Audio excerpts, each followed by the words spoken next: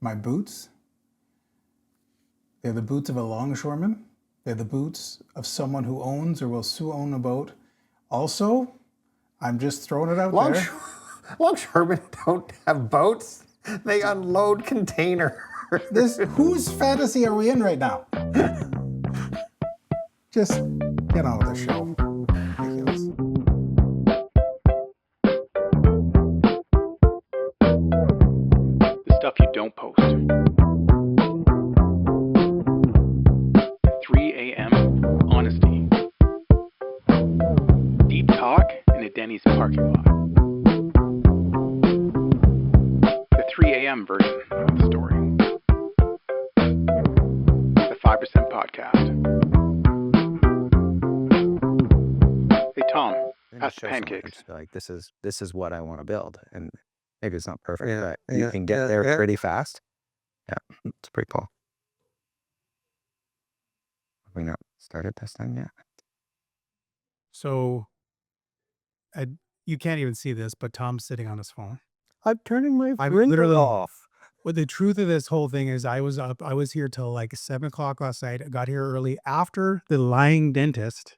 I'm calling out dentists, and I'm specifically calling out one of my best friends, Sean Compton, because the staff told me your teeth are fantastic. Do you want to know how many minutes later I was? Tell me, how many minutes was it? 47 minutes later, I'm booking an appointment with him to fix fillings. Don't tell me my teeth are beautiful. I mean, I've always thought your teeth were beautiful, and I was thinking it right now. Well, the thing is, like, I appreciate your input, but it's actually Tom who always tells me what a pretty mouth I have. And so, like, Get on. You're going to edit some of this out, right? oh God, no. And this, if you think that was, we are just getting Are started. we just warming up? It's just a tip. All right. Okay. So, we're going to jump right into this. Oh, yeah. Self-evident. Self- It's point. All right, Tom. Last 30 days, something that's gone fantastic. What's gone fantastic in the last 30 days? We were just talking about my app, and it is just like rocketing along, and it is so much fun. That is fantastic. Last 30 days, what has been suboptimal? Suboptimal. I've been trying to buy a condo, and I don't have it yet. So until I do, suboptimization is a state. Look at the surprised look on his face. So, last 30 days, what has gone fantastic? You know what? I booked a trip to Ireland, GLC, and I've never been to Ireland despite living in the UK for a couple of years. And this is a tremendous strain on my wife, who's literally in the last throes of her master's doing a double course load. And she has been nothing but supportive. So incredible. Suboptimal when one of your best friends drops a bombshell that they're about to buy a condo where the two of you would likely hang out and have beers and such and play board games. And you find out live in a frickin' podcast that rips your heartstrings out. Thank you, That's been Heartbreak. hard. That has been hard for the last minute. Sorry, man. Yeah. Sorry, man. You can come over to my place anytime you want to play board games and have a drink. Like, we could friggin' go on a hike. yeah, like I could be your new friend. Yeah, like if you want. I'm sorry, Tom. There's some small backhanded things that we'll get to. I've been a letdown. Hey, yeah, we you're gonna have your game. format. Last 30 days, fantastic. Yeah, a lot of stuff going on well, but I'll share two things if I can. Please. Getting to that phase of life where the kids are starting to leave the nest a little bit. So my wife and I actually got some space to ourselves. Here and there, little pockets of windows. We managed to get away for a whole week on our own. So that's something that hasn't happened in a long, long time. So that's pretty cool. I appreciate that. And out of nowhere, I woke up on Boxing Day. So this is just maybe a bit more than 30 days ago. And I decided to write a book. I wasn't planning it. And I just felt like I needed to sit down and get pen to paper. And so I've been in a very creative space for the last little while, which is pretty cool. I'm going to introduce you to my friend Scott Donovan, who's a book publishing specialist. Serious? Serious. What could have gone better? What could have gone better is because I'm distracted writing my book. I'm not actually doing the things that I should be doing to keep my businesses moving forward. I'm just kidding. But there are a couple projects that I was hoping to be further along by now that I set some goals for maybe in September, October. But I thought I'd just like hit the ground running in the new year, and there's some delays in getting those projects off the ground, which is it's just life. It is. It's how it goes. So you gotta be okay with that. Yeah. So, No, absolutely. Thank you. Thank you for the share, everybody. Brief introduction to my friend Jason. I have known Jason for over 10 years. I'm not going to say the real number a because little bit more than 10. it's more like 30. So Jason's a pretty incredible individual. I think we went introduced to each other through maybe Dave, and I guess that whole crew. Yeah, that's like Was this like high school times? this high school, man, or just like slightly post high school. Yeah. And then we sort of connected, like we also worked at the keg together. Jason is one of the sharpest, wittiest people you ever meet. At the keg. At At the keg. well, you know, Out of all the keg graduates. usually there's a thing where you say, oh, that's a low bar. Actually, at the keg, it's probably where that's the wittiest people, like That would- most restaurants, you know what I mean? Like, Now it's, everybody's like, you peaked. He was a football player. That was me. I was a busboy at the K. It's been downhill ever since, but a good moment. Jason's super interesting because he's a serial entrepreneur. I remember, well, actually in Calgary, I learned a little bit about sort of the the Smith movement. Oh yeah, totally. Yeah. Smith maneuver. Yeah, I remember that, and sort of like learning a little bit about some of the mortgage products that are out there. And then you just basically didn't stop, right? Like now it's gone on to Tango and Mortgage Pal and like places that are doing like Tango's over $1 billion in mortgages or something like that. We're coming up. We just did 5.5 billion in funded mortgages in Canada Yeah. in 2025. So yeah, we're doing okay. It was like great. And Momentum's there. it's an incredible story, and we won't get to cover the whole thing, but it wasn't just like you started Kill. You had to manage a merger, and it was like 4 places that had to get together. You've had a bunch of tech startups. As you just alluded to, there's new things coming to your brain every time. Super excited to jump in. You gotta get scrappy once in a while and try to navigate the waters. Yeah, but it's and it's probably worth pointing out because that sounded like a huge number. But when someone goes and buys $1 million home or they get $1 million mortgage, it's not like we're making like $5.5 billion, but we're helping people get that value. And Don't try to get us. I don't want to oversell it. You know what I mean? So yeah. So Jason, okay, so you've done some super cool stuff, and thanks for the intro. But what were you doing before that? So I started out like I'm probably 22 years in the mortgage business, and I started out like most entrepreneurs do. I was a solo operator, like a commission salesperson, working for one of the banks out there, trying to build relationships and get mortgage referrals from realtors, financial planners, that kind of thing. Help clients, and just sort of one thing led to another. You had a little bit of success, you build a team around you to support that, and next thing you know, the team gets bigger, and so it's sort of gradually evolved into what Tango has become today, essentially. Or was there a point in time where it was clear you were making a shift from being that commission sales guy, whatever, to I have to do this as a business? Yeah, I mean, there's been a few shifts. I started in 03, 04, and I ramped up pretty fast. So I had to build a team around myself.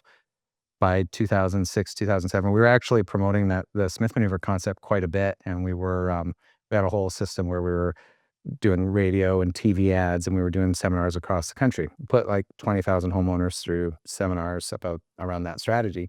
And the Smith maneuver story is? It's a way to basically convert your mortgage. Most people have a mortgage, they don't get any tax benefits for it. And if you apply a series of steps, you can make your mortgage eligible for tax deductions. So it just helps people get that extra edge, when they're paying off their mortgage. So it helps you accelerate. You can take the tax refunds, pay them down on your mortgage, do whatever you want with them. Yeah. But you can basically take a 30-year mortgage and pay it off in 15 or 20 years. Kind of thing. And was that core to your? It was for everything that we were doing at the time. This is 06, 07 now, and we were doing heavy marketing. Like we were dropping 600,000 flyers a quarter on homes. We were doing full radio. Like we had a full-on 7. We had built from doing our first seminar with like 10 people in it to a place where we were doing like 3 seminars a week with 150 people in them and a 7-figure marketing budget. So we built that really fast in like 18 months.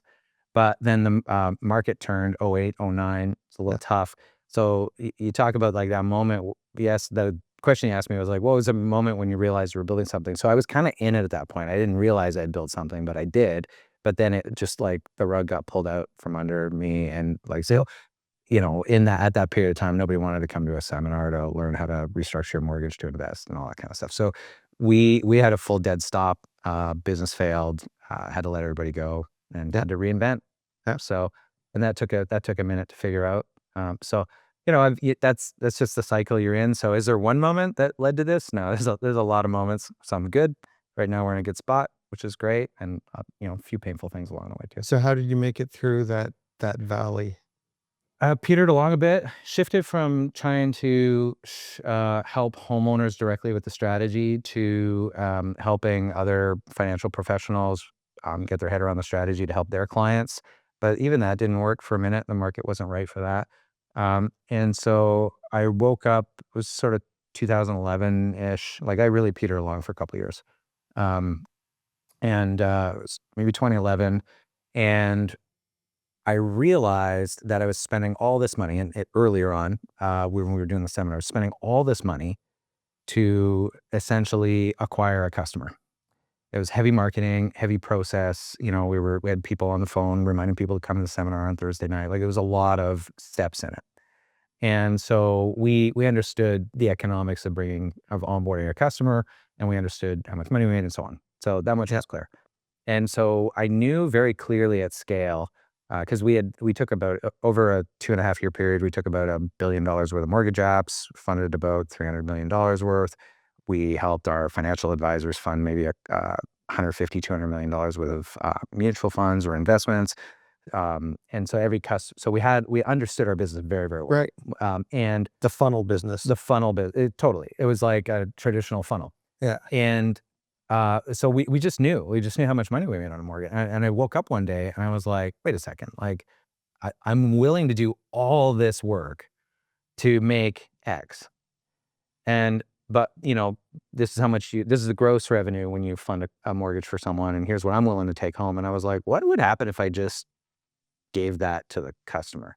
And so I fired up some ads in 2011 around with a pricing strategy for mortgages, where I said, hey, if you get your mortgage with me, here's your rate. And it was infinite. It was like quite a bit better than what anybody else was promoting at the same time. But at the end of the day, it drove the same net margin, except I didn't have any of the work to put people through seminars and educate them. And I just, they were like, I want that rate. Here's my application. Here's your mortgage. Thank you very much. And so my life got real easy, real fast, and I made the same amount of money. And the way I figured out that there was so much demand for this is I fired up some ads, and it was an older lady that probably, I don't know, shouldn't have been shopping for a mortgage on the internet at the time. You're going back like 15 years now, right? And so it was a retired lady that found me, that we had a great conversation, and within 15 minutes of hanging up the phone, I had a complete mortgage application, and we were off to the races. And she was comfortable doing business with me from another city, not knowing who I was through this process. Right. 15 years ago. 15 years ago, and at a demographic that you probably don't like. This, maybe you would think that's the type of person would want to go and to a trusted bank relationship in person, right? Maybe not today, but 15 years ago for sure. And so I was like, whoa, that's crazy. Go ahead. Two awesome insights there, right? Yeah. One, all of that money you were wasting on funnel, you could give to the customer. Two, customers were willing to trust this bizarre new way to get a mortgage. Correct. And it maybe wasn't a bizarre, I wasn't the only game in town. I was just sort of poking my head around, looking at like what others are doing. And there was a few people playing in this space. Yeah. But it wasn't like it is today. Today you go online, it's a very crowded space to shop for a mortgage. Consumers go online first before they talk to an advisor. Back then you would you'd ask for a referral. Like you just mentioned a gentleman at House of Book Publishing, right? That's, I appreciate that. I'll take you up on that. Yeah. But in 2010, 2011, like you went to the person that you trust to get advice, and then you found out what the rate was. Today, you go online, and it's the first thing you do. You look for the best deal, and then you call the advisor. So we're at the very beginning of a shift in how consumers our consumers behave. Yeah. And so anyway, what ended up happening, this was a happy accident. I had no money. Like I was broke, like completely broke. And I'd spent a little bit of money on ads, and I had this great conversation, and we do this mortgage application, and I hang up the phone and I go talk to my wife, and I'm like, I think I found something. It's so great. And I was like, let's go out for a bite to eat and we'll celebrate or whatever. Well, I left the ads running. And so I didn't realize it, but I got back later and I had burned through like $3,000 in ads. $1,000 I didn't have. I can't remember the numbers, 2 or 3 grand. Yeah. But I had like 20 leads Wow. and a lot of them closed. Like Wow. I turned the ads off. I serviced that business. It was like an emergency, like, okay, call all these people. Just find enough business that I can just pay myself back. It was pretty stressful. And before I knew it, I realized I'm like, wow, I've got something.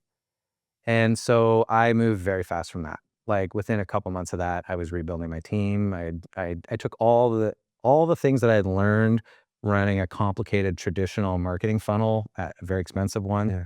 I took all of those principles and I applied them to online marketing. And we just we launched. So what I'm interested in, Yeah. right, is just like, so entrepreneurs, we all have those I'm so fucked moments. Yeah. Right. And we're the people that somehow got through those moments. Right. And like, so I'm just curious with you, like, what was it from your, from who you are that helps you through that trough? I would say it's just I just don't stop picking away at a problem until I just keep working. It's like persistence is probably the right word for that. So it's not some grand ambition. It's more like in that moment I had to find a solution because I had 3 kids and we weren't making any money.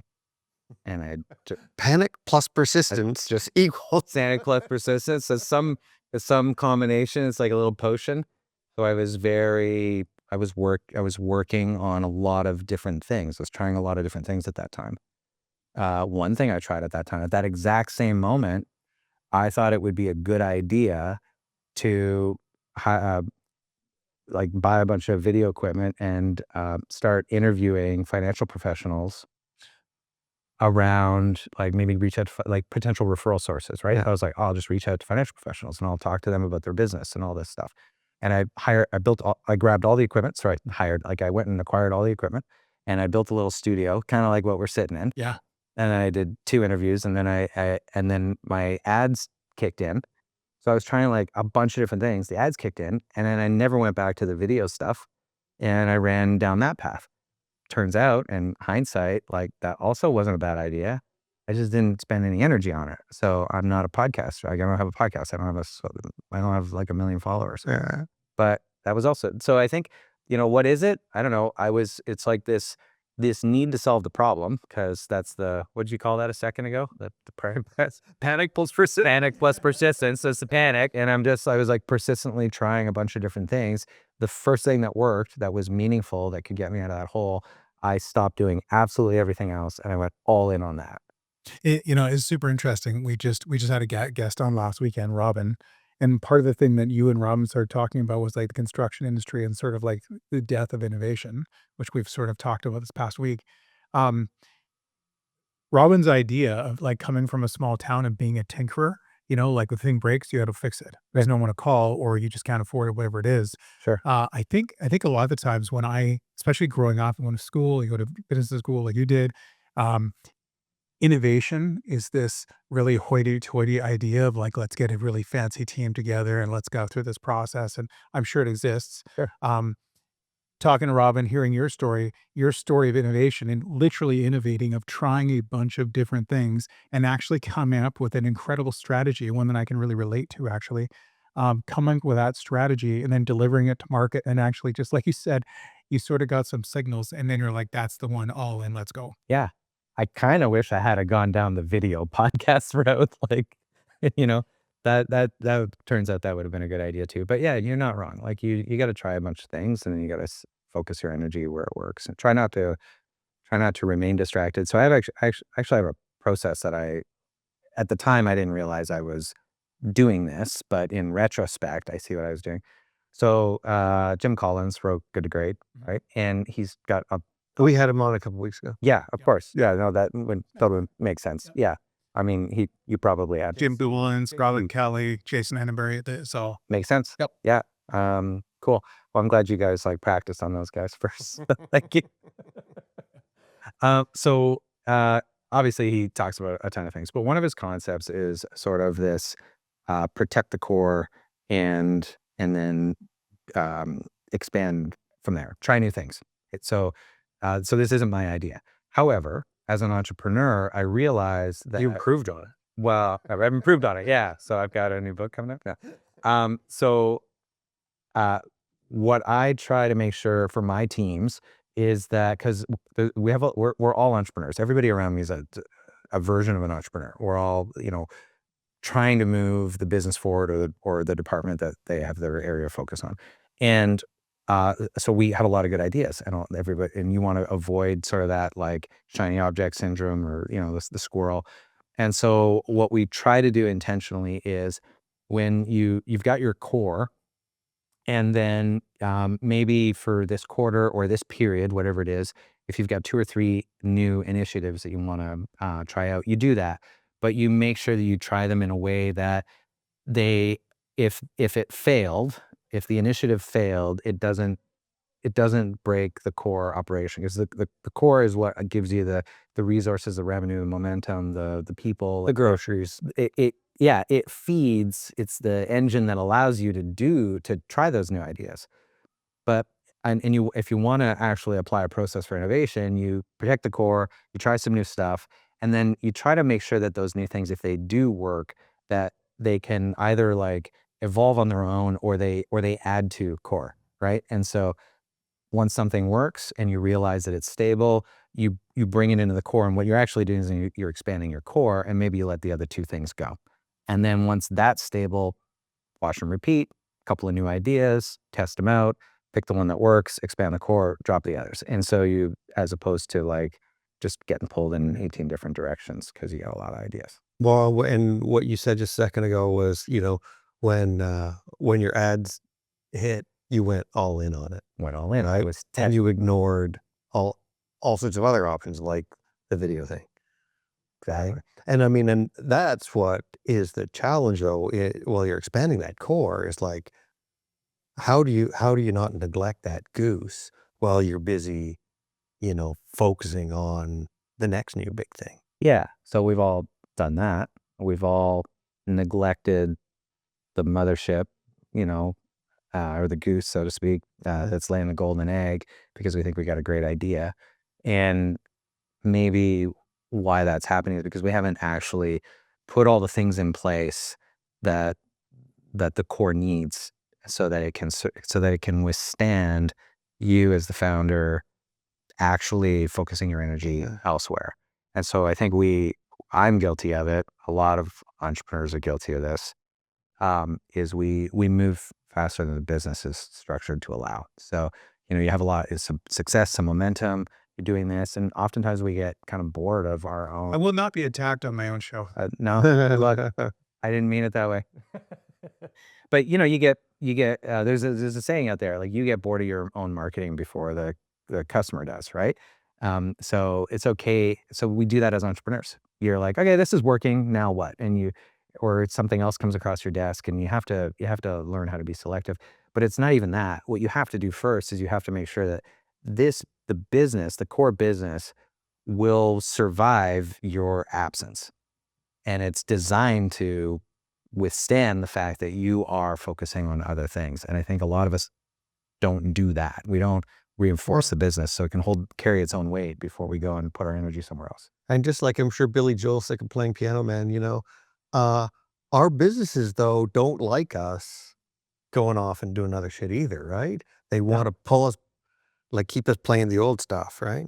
And yeah, and that's I think there's some real reasons that happens actually, and it's because when you're building a business, you're starting off solo entrepreneur, and probably in your mind, you're like, well, I need to go get some revenue. And so you pick up the phone, you start calling some people, whatever, you go find that first client.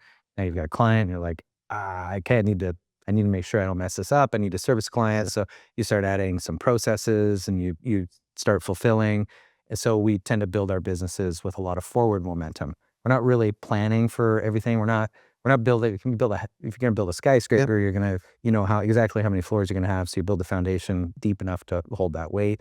But as an entrepreneur, we're starting at ground one. We don't dig. We just start building. Yeah, you can backfill that shit. Yeah, you backfill it. And so that's what we do. Right. So you've got a lot of forward momentum, and that growth, that momentum, that success, it basically shows you where the business is unstable. And then as an entrepreneur, you just plug holes. You're like, quick, stabilize this, stabilize that. And so what the business learns is it learns that you are the thing that it counts on to plug the holes, to stabilize the business. When a client's at risk, when revenue's at risk, when something important happens, when a team member doesn't know exactly what to do, it snaps back on you. And you get pulled. Business learns to rely on you. Yeah, I mean, having been to business school, I think like the technical term is knight in shining armor syndrome. Sure. Yeah. Yeah. Yeah, it's my favorite place to be. I love being the hero. Yeah. And not good for business, but man, it's good for the ego. Yeah. I mean, it's a good look for you. Yeah. Now, let me ask a question, and I don't know much about it. It could be a nothing burger, but you did grow up around business, right? You had a family business, Henneberry Electric, I believe. Yeah. And so like my romantic version is, you in the truck with your brother and your dad, and you guys are like going off to places, and your dad's giving you 30 seconds of, lessons on how to fix some electrical thing, and just chucks you guys in there, and hilarity ensues. Yeah. So actually, there's with voltage. That's exactly how I grew up. Thank you. Yeah. Appreciate it. You summarized it. Move on. That's done. Well, yeah. So my dad is one of 9 brothers and sisters, and they're all very successful, and many are quite entrepreneurial. Different paths that some have taken, but Henneberry Electrical is actually my uncle's business. Okay. My dad's brother. But my father, I'm actually a second generation in the finance space, and he was pretty involved in building a very successful mortgage brokerage / lending business in the 80s. And then he moved into the wealth planning space, essentially. So yeah, I like grew up around entrepreneurship and just building. Wait, so your dad was doing this when interest rates were like 800% at one point. Yeah, he was. Yeah, it's wild. Yeah, yeah. I remember that period of time. So I was around and aware when some of those things were happening. Yeah. He actually started working in the business probably right around the end of that, right when that was ending. And so you can imagine the next 10 years was a lot of rebuilding from that for the economy and for everybody. So there was a lot of positive momentum from that moment forward. So he had a very very strong start to his career. Yeah. And so I was around for that. So it's really cool to watch as a kid. And you don't know it at the time. You're just like, oh, my dad's a mortgage broker. I actually grew up in Quebec, and so I'm from an Anglophone family, but we grew up in the Ottawa area and lived on the Quebec side of the border. And I went to for Francophone school. And I remember in grade 2, very specifically, I didn't know how to say mortgage broker in French, because my parents didn't speak French, but I knew what my dad did. And there was this day where we had to get in front of the class and explain what your dad did. Yeah. And I realized I couldn't explain it. And also nobody knew what the heck I was talking about. Even the teacher was like, I don't know what that is. That's not a real job, right? So, of course, you're Quebec, maybe he's actually in the mob. Yeah. Something like that, right? Dang. So, I mean, even today, not everybody knows exactly what a mortgage broker does. So you can imagine in the 80s, it was even that more nebulous. So it's kind of funny. Any big, anything that you took away that's sort of formed who you are today, just growing up with a dad is around that? I'm just saying your dad, 'cause I don't know what your mom was doing or how she was involved, or your parents in general. Yeah. From an entrepreneurship perspective, yeah. My mom was involved. She had lots of small businesses. At one point, they had a clothing line that they were working on, and so yeah, I think generally, and then seeing some of my dad's brothers build businesses as well. I think I would say entrepreneurship kind of runs in the family, although it's not as explicit as it is in my family. So like it's all I talk about at home. I'm kind of geek out on everything that I'm doing, and I share openly. And so it's really cool to see when you do that, when you do as a child, you end up taking on whatever the parent is sharing with you. So I think I took some stuff on there, and it's cool to see actually in our family, like the next generation picking up sort of where I'm leaving off, and they're doing their own thing. So as a parent, it's really cool to watch. So with an adult perspective on your Ottawa childhood, Yeah. like, and that environment of entrepreneurial folks, like, what do you think are the main things you pulled out of that have been useful to you? I think a little bit of that persistence that we were talking about, being willing to work through problems, also being okay with reinvention. So probably one of the biggest, and I'm actually just reflecting on this right now. I haven't really reflected on this, but in the early 90s, my parents decided that they they always wanted to be out west. So we were in Ottawa and they wanted to live on the West Coast. And so they just moved us here, fresh start. Um, and that's when my father went from the mortgage finance space to the wealth planning space, and basically built a whole wealth planning business from scratch in a market that he really had no connections or contacts. So I watched I was now in my teens, and watched my parents just kind of like build something from scratch. And so I think that, you always as a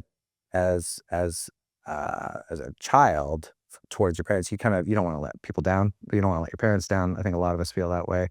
I think knowing that my parents were okay with reinvention, it allowed me to go to just freely reinvent. So I've reinvented myself, my business, my career many, many times, and I don't feel any weight around that. Like, I feel okay with it. If everything came to a grinding halt today, I'd be fine. I just, you just pick up, you start over tomorrow, and off you go. And it might be a completely different career path. And you say you've got some kids. How old are they? 3 kids. So my son is the oldest, just turned 20, and he's doing some pretty cool stuff with social media, and he's got a software business that he's building around that, which is cool. Really very. And I met him. Yeah, actually, we were in here Planning. doing a planning session. He met my daughter as well, Allie. So Allie is helping me run. They're actually both helping me run parts of my business, and in different ways. And Allie's traveling, so she's doing the nomadic traveler worker type thing. So we've set her up so she can work remotely, but she's supporting stuff that I'm doing. So I'm very fortunate in that I get to work with them both on a daily basis, but also they're doing their own thing. And then Sam's still at home. She's 15, and she's into competitive sports, like downhill ski racing and some other things. So it's just great to watch her go through. So she's at that phase where she's just sort of like, she's figuring out what she's all about. And it's really incredible to watch all three of them kind of go. And have you observed them picking up any of those values that you think you picked up from your father? They're all doing some version of being an entrepreneur. Even Sam, who's 15 at home, she's got a little company called the Gift Box Company, and she does closing gifts for realtors and mortgage brokers and things like that. And she's got all her little systems around that. And we've been working together on that for a couple of years now, and it's a great thing. So I've got ways to be engaged with my kids, in ways that support them, but also like these are things they want to do. And so I just find ways to support, and it's really cool to do that. It's a great way, in my opinion, it's a great way to really strengthen the relationship. And then as a parent, I'm just trying to like point them in the right direction and get out of their way. And it's incredible to see what happens. And is that a little bit like what you had with your dad? Was it like that a bit? Yeah, to some extent. Yeah, we didn't try to build a business together. Yeah. In fact, he actually said, "Don't get involved in my business." So I think by the time I was ready to start something, he was ready to sort of wind down in the wealth planning space. I'm being funny right now, but I think that space there's many elements that you're accountable. There's a lot of weight in that space where you're accountable to people's finances. Sure. And so he had been on both sides of the balance sheet, basically investing and helping people build their wealth, but also on the debt side, helping people just acquire the assets that they want, like the houses and homes and places. So I leaned more towards that side of things. But by the time I was ready to start that, there's probably some lessons learned there, but there was already a lot of distance from when he was doing that in his career to when I started doing it in mine. But we have a lot in common that way. We've been in the same space in his career and in mine, so it's pretty cool. It's pretty neat.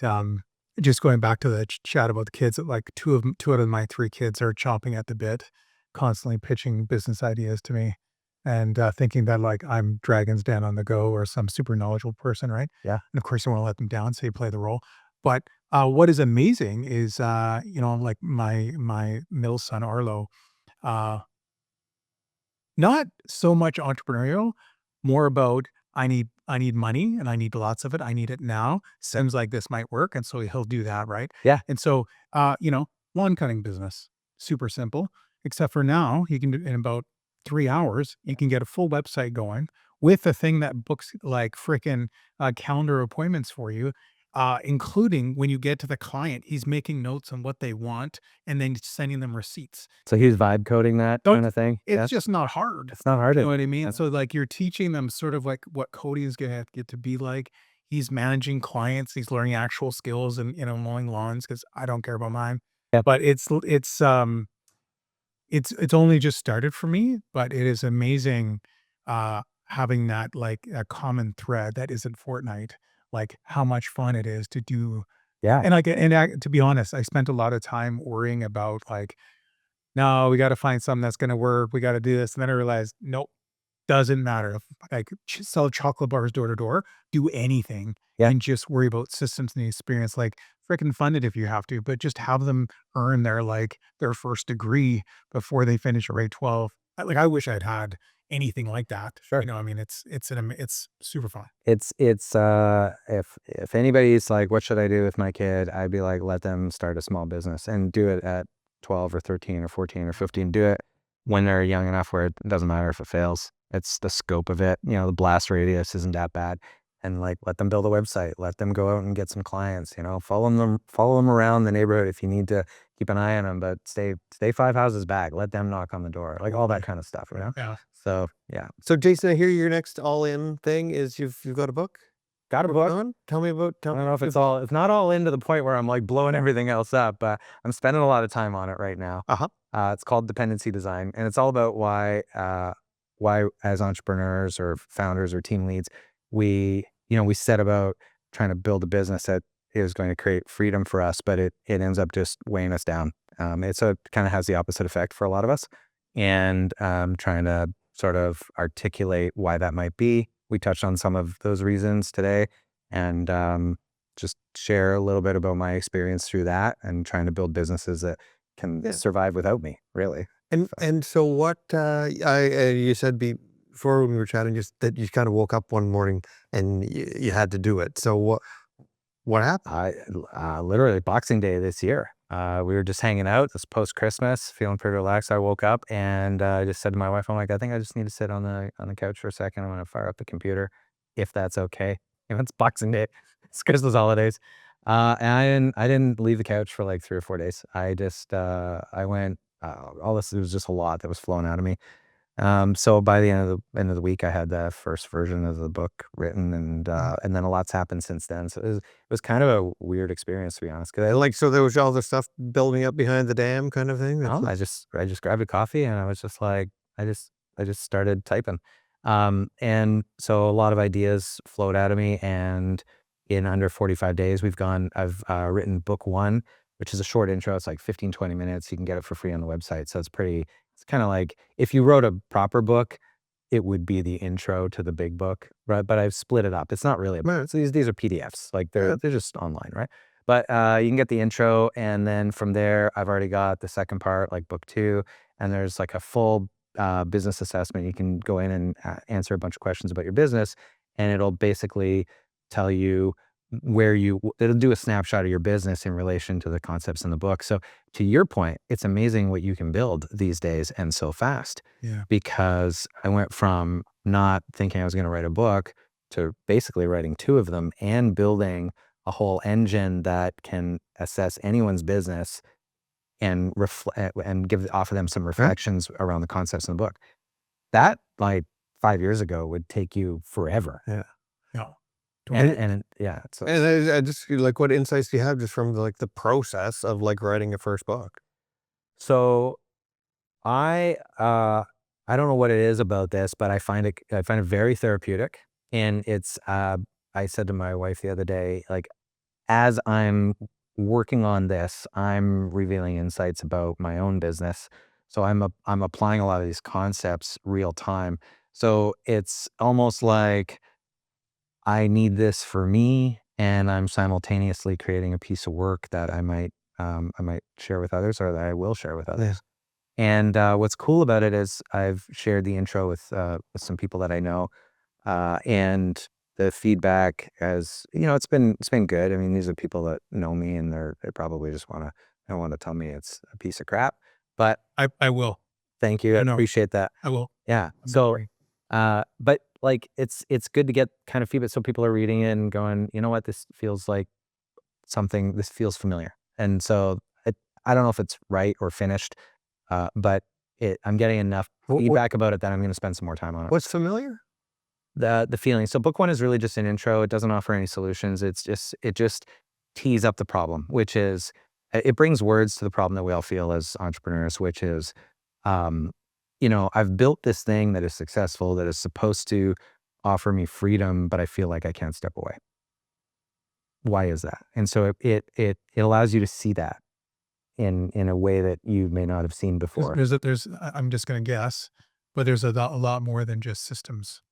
Sounds like what We you're don't talk about systems. Yeah. We don't talk about any of that in there. Yeah. And so it's a very relevant piece. It's a 15-minute read. Yeah. And so it really is designed to be like, oh, I see this problem of, you go about your day as a team lead or a founder, and in the early days, you feel a lot of forward positive momentum. And so problems are coming up and you're solving problems. But then the business is successful and you feel like it should just know what to do, but it doesn't, because we've trained it to rely on us. And so we have this emotional feeling that comes up all the time. It's like, I wish that person on my team would just figure it out, or why does this problem keep coming up, or whatever. And so you know what that feels like. So every day you wake up and you have these feelings about your business. And sometimes those feelings are, frustration or whatever, and we don't know how to articulate it. And we also don't know what the problem is. And so the book I'm kind of surprised with myself, but the book does a pretty good job at just surfacing that tension. And so when I say it feels familiar, people are reading it and saying, whoa, that's me. And then book 2 gets into the technical stuff. It's a bit of a longer read, and it sort of helps you identify where in your business is the weight that you're carrying, and how does it show up, and what can you do to recognize it, and maybe work on that a little bit. The theme that's come up a couple of times talking is that dichotomy between the emotional entrepreneur brain and the rational brain, and how like the rational brain doesn't really know what the hell to do until it gets a signal from the emotional part of us. Is like, I'm upset. Why the hell am I upset? Why is it upset? And then it's like, what is the significance of this upset or joy or whatever it is, right? But training ourselves to like understand our emotions is like, it sounds so touchy-feely, but it's like, it's so fundamental. It's real. So so this is like, anybody that knows me that might end up watching this would agree with this. Like, I'm not the kind of person to write like an emotional book or a book about feelings, but business is very much a feeling thing. We feel our way forward in business, right? So you have that success, that momentum, something breaks, something goes wrong, clients at risk. That causes an emotion in all of us. And then that emotion is a signal. Maybe you're not aligned. Maybe what the way the business is structured isn't necessarily aligned with how you feel your role is in that business. Like, why am I the one having to fix that problem all the time when I hired people to do that, or whatever comes up for you? That's a feeling first type thing. And so what I'm honing in on here is there's actually a business design loop that I talk about. It's sort of post book 2, and the idea is that intellectual part of us, we want to build the business for outcomes first, and that's a process that happens once in a while, once a year, once a quarter, once a month, whatever. So you build for outcomes. So an example of an outcome-based business is like an airline. Jude wants another boat. What's that? 100%. I need a boat. That's my outcome. Okay. Oh, I thought you already had one. Oh, I have a subscription to a boat. Yeah. Okay. Well, let's use a boat analogy. Okay. I was going to go down the airline analogy. Outcome for an airline is airlines are like, well, we have to land the plane every single time. Like and then they design everything backwards for that. But if we want to pick on the boat analogy is I'm trying to cross the ocean, right? Sinking. So you're like, I need a boat. That's a goal. Well, I need a boat's a goal. Crossing the I want to cross the ocean without sinking is an outcome. And so if you think about it in terms of like, so this is great. As an entrepreneur, we tend to create goals, and we move forward in our business. We build forward. We're like, I need a boat. I want a boat. And then you're like, great, well, I'm going to buy a boat. And then the boat needs some gas. And then you're like, great, I'm going to get some gas. And it's like, I need a backup container. I'm going to go buy another one. And so we tend to like fix problems forward. But designing your business for outcome looks like, I want to cross the ocean, and I need to make sure that I do it in a way that the ship actually makes it across. And so you start designing backwards. You're like, well, I need a ship that can withstand certain pressure, certain weather events. I can need a ship that will hold enough supplies to get me there. I need a ship that's going to be at once fast enough but sturdy enough. All those types of things. And so you don't start with, I want to buy a boat. You start with the outcome in mind. Okay. So that's design outcome. And so the book, what we're teaching you in dependency design is how to think that way about your business, because naturally we don't. We very naturally build forward. And then, so you design backward for outcome, and then you feel your way forward based on what's happening in the moment. And so when that feeling comes up, that is a real signal. And there's a practice that you can follow to look at it and take pause before you just go try to plug the hole in the boat, because that's the build forward. That's the boat I could have. Yeah. Yeah. So you're captain of the ship, you're mid-ocean, things are going well, hole in the boat, and you got a crew, right? That's your team. You're the captain of the ship, and your team doesn't know what to do about it, so they look to you, right? And that's the problem snapping back and hitting you in the face. And if you didn't design for outcome, you now have to have some kind of heroic response to save everybody's life, right? Which is lean over the side of the boat, plug the hole, keep moving forward. And what that does is those build forward type of on the fly fixes, which we all do as entrepreneurs. It's literally the thing that made our business successful. What it does is it adds more power and force to the boat. Plug the hole, everybody good? Okay, keep going.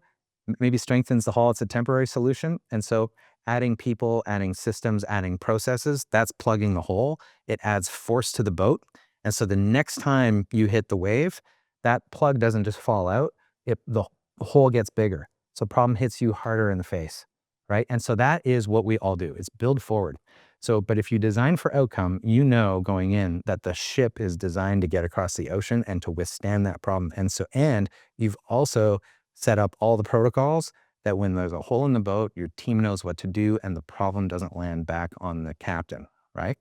Yeah. So that is dependency design, teaching us how to design for outcomes backward and then feel our way forward, because even though you design it, it doesn't mean you're going to get it right. And you're still going to have stuff hitting your desk. And so what we try to teach people is when you have that feeling, don't just go plug the hole. Take a minute, think about it. And there's a process that you can follow to identify what outcome that feeling's related to and where there might be a gap and how to bridge that gap so that you're strengthening the business every time something hits you in the face. So that's it. That's the whole thing. Love it. That's brilliant. Yeah. And how do people get a hold of this? dependencydesign.com. You can go to the website, check it out, and you can download book 1 for free. You can even do a snapshot, take a moment in time snapshot of your business, also free. And if you want to grab book 2, there's a whole bunch of stuff there that but go check out book 1. It's a 15-20 minute read. It's pretty easy. That's brilliant, Jason. I definitely check that out. Yeah, cool. Yeah. And do you foresee a next project on the horizon? I got a few things on the go. I'm a pretty busy guy. So we got Tango, and then there's a bunch of ancillary services around that. Dependency design is my next project. It's helping me, like I said before, it's helping me work with my teams inside my own businesses to help me design that ship so it can crush it. Genuinely sounds like an amazing tool that could be used for coaching. So right now I'm thinking like it'd be great if someone downloaded the book. Like if someone just could download the book, that'd be great. Was But- trying to get him into EOA. there, Oh, I EOA see. coaching. Okay. That's the lead in. No, but look, if people like it, I'll spend more time on it, and maybe we end up there. Who knows? Okay, we're getting up against it here. Let me just ask you one more question, bit of a callback. One of the things you'd mentioned when you're talking about this, and it really resonates with me, because I when you're talking about the dependency thing and how it gets built in, and when you're trying to build your way out of it, and if you really look at yourself, there's a lot of emotions that come up that actually maybe part of you likes this, Sure. and why. But one of the words you used during that whole thing was therapeutic. And so for Tom and I, and many others, we meet our forums. We spend about 75% talking about anything but business, basically just like how to get through the day, how to deal with that imposter syndrome. You set a target, you meet it for 3 days, you are celebrating, and then you set another target, and now you're wondering why you suck because you're at the bottom of, the next target, et cetera, and all this stuff you deal with emotionally. So you got the book, which is great. Yeah. You are currently living the couch in Bali? No, I'm up on Bear Mountain. Oh, are you? I moved down here like almost 2 years ago now, a year and a half ago. Yeah. I'm such a good friend. Yeah. Yeah, we've got a real tight relationship. you can tell. Yes. But so, oh my gosh, he's in Victoria. EO is happening. What do you do? Like, what is your community that you lean on? When I know it sounds like it's a little bit private for you, but what do you do when you got to lean on something for that support? Sure. I'm really fortunate. So I've got a few different businesses, which means I have a few different business partners, and each business is completely different from the other. And so I generally bring the same thing to those businesses, but my business partners they bring different things to them. And I'm really, really lucky. Got good people. They're not just business partners, but they're friends and they're mentors. And so we help each other through all of this. So I've got a really good support network that way. And then I have my core teams that help me operationally run those businesses. And we have a really strong back and forth as well there. And so I get a lot of value out of those relationships too. So I don't have to seek, I'm really lucky in the way things have evolved. I don't have to seek that outside of my day to day. It's literally embedded in the work that I do, which is, I'm grateful for that. Yeah, that is incredible. Oh, Jason Henneberry, really a pleasure to meet you and get to know you a bit. You have And Tom. a lovely disposition, and I can only imagine that, all the folks that they're allowing you and stuff have got a good captain there. So I appreciate that, Tom and Jude. Thanks for having me on the show. Appreciate it. Thank you so much. Thanks, Cheers. guys. Thank you for joining us, and we'll see you next week.